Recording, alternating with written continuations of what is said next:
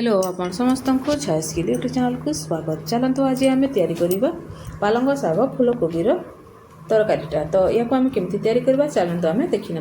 प्रथम आम कि फूलकोबी गाजर को आम छोट छोट काटी देचु, कि मटर भी नहीं जाइछु और गोटे बड़ पियाज नहीं जाइछु और कच्चा लंका 3-4टा आम नहीं जाइछु और पालंग शाग और आमर पियाजर शाग आम सेटा को भी आम नहीं जाइछु। तो या भी भल भाव आम धोई देचु। तापर कढ़ी गरम करके आम तेल मान देदेबा से 2 स्पून। तापर हाफ स्पून आम जीरा देदेबा और जीराटा फुटी सारा पर से आम कि माने हिंग माने देदेबा। हिंग माने देह पाई बहुत भल। आउे आम से कंचा लंका जो आम काटिकी रखी देदेबा। तापर आमर पियाजटा जोटा थिला ताको भी आम काटिकी रखी सेटा भी देदेबा और भल भाव या आम भाजी नवा। यार माने कलर चेंज होगा जाए आम या भाजवा।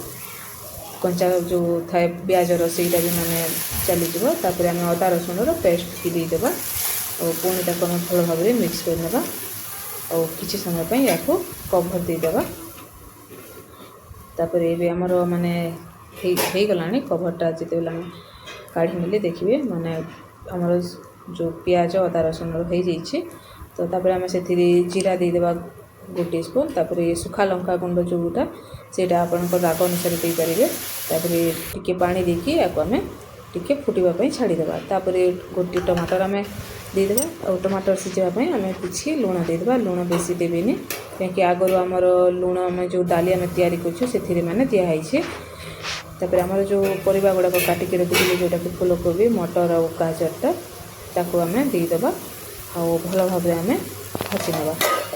और यहाँ माने बहुत टेस्टी लगी थे और बहुत माने देखा जमी सुंदर देखा जाए खाइबा भी सेमती स्वादिष्ट लगी था। तो आपण मैंने निश्चय या तैयारी करूँ। छुआ मैंने बहुत माने नखरा करते कि मुझा खाइबिनी सेटा खाइबिनी। तो एमती तैयारी करूँ देखिए छुआ मैंने निश्चय खाइबे।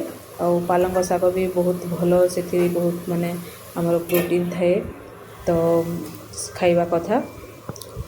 तो तापर आमर जो सीझी गलाणी एबे तो से आम जो आम काटिकी रखी जो आमर पालंग शाग और पियाजर शाग आम से देदेबा। पियाजर शाग मैंने देती तार टिके बढ़िया माने बासना आसी थाए आपण मैंने जानी थे।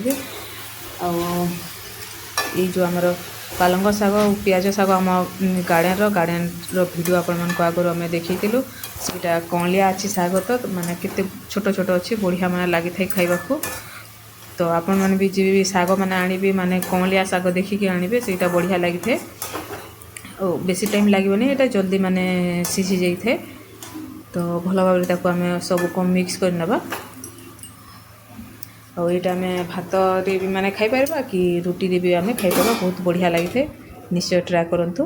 तापर किसी समय पे आम कभर देखी बंद करवा देवी। देखंतु आमर माने पूरा रेडी हो गलानी। तो आगु आम यहाँ दाली को आम प्रथमे माने कुकर सीटी लगे देइथिलु। एटा होछि माने हमर राहाड़ी दाली। तो एथिरे हलदी लुण देकी आम सीटी लगे देइथिलु। तापर जो आम भाजिकी रखी जो हमर जो परिवा शाग सब तापर सेथिरे आम देकी भल भाव ताको आम मिक्स करदेबा। और आपण मानकू ये आम वीडियोटा केमती लगिला आपण माने निश्चय कमेंट्स बॉक्स रे हमको जणांतु। तापर फुटी सारा पर तापर आम से किसी धनिया पत्र देदेबा। धनिया पत्र आमर खाइबार स्वाद माने बढ़ाई थाए तो देदेबा। तापर एथिरे आम जो आमर मैगी मसाला जो थाए से मैगी मसालार माने माने किछि माने माने हाफ स्पून एमती आम टिके से माने देदेबा। सेटा माने बहुत बढ़िया लगे थे माने मैगी मसाला। तो देखंतु आमर माने भी रेडी हो गलानी। तो आपण माने निश्चय या ट्राए करंतु और आपण मन को केमती लागिला ये वीडियोटा आमर।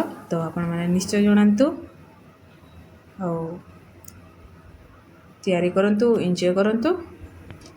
Thank you.